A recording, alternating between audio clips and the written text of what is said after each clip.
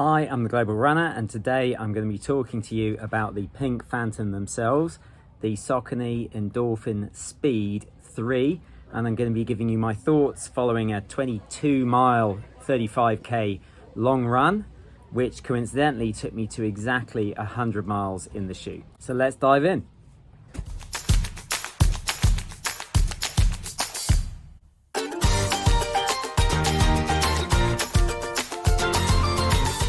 Well, the first thing I think is worth noting is that this is the quickest I've taken a shoe to 100 miles in a long time. I only bought them about 2 or 3 weeks ago and we're already at 100 miles. So I think that says something. It's very difficult to overlook this shoe for any type of run.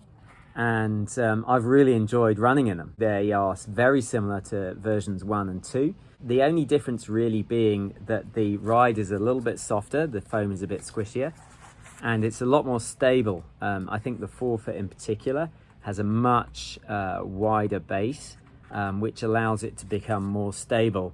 So like I say, today's run was in a national park along a road which was meant for cars but had been pedestrianised, so that was the perfect running conditions. No issues with any stones or rocks getting in here, and I really enjoyed it. It was 35k and we averaged just under 7-minute miling, so that's about 4:17 a kilometre. It was about 2.5 hours for the full 35k. So a decent run, nice and speedy, nice and consistent, just ticking off a long run with a friend who's doing the London Marathon in a few weeks. And this shoe was perfect. I had no issues at all. I was tempted to use the Adios Pro 2, but I think I went for this one because it just disappears on your foot. The Pro 2 feels more like a super shoe. And I knew that it was going to feel more like a super shoe, but this shoe just disappears on your foot. You could feel it was a little bit softer than the previous versions, and that's fine. But there seems to be a significant amount of stability in them still.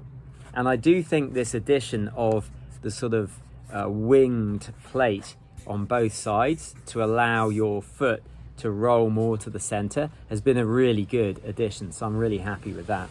So I've run exactly 100 miles on these, and that is the condition of them after 100 miles. The one thing I would say after 100 miles is that the wear is not perfect. I think you can see there some of the exposed rubber along here has been wearing away, but to be fair, that's been wearing away for quite a while and it doesn't impact performance at all.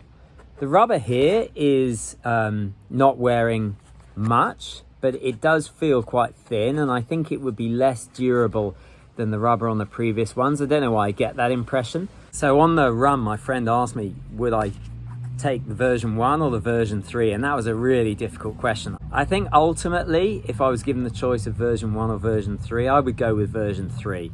I find it a tiny bit more stable, and I find the foam a tiny bit softer, which may be slightly more forgiving. Coincidentally, the friend I was running with had tried the Endorphin Pro 3 and was an absolute super fan of them. Was going to use them for his upcoming London Marathon. So it looks like Saucony have knocked it out of the park with this pairing, and if you were looking for an everyday trainer which can do almost anything, this is probably it. And if you're looking for a race shoe, I mean, you could still use this for races, but the Pro 3 is getting a ton of rave reviews. I haven't tried them myself, but they're certainly getting a ton of rave reviews at the moment. One thing I would say is I'm not sold on the upper. Again, I mentioned previously that it could have done with a bit more structure, and I maintain that. You have to cinch them quite tight. I've got quite narrow feet, I think, and I do have to cinch them quite tight.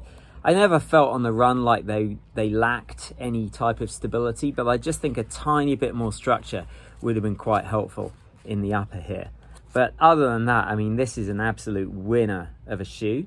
And after 100 miles, I have no regrets. I fully intend to take this as far as it will go, hopefully to 500 miles. So we'll see. So thanks very much for watching. Don't forget to mash the like button. Please subscribe, and I'll see you on the next one.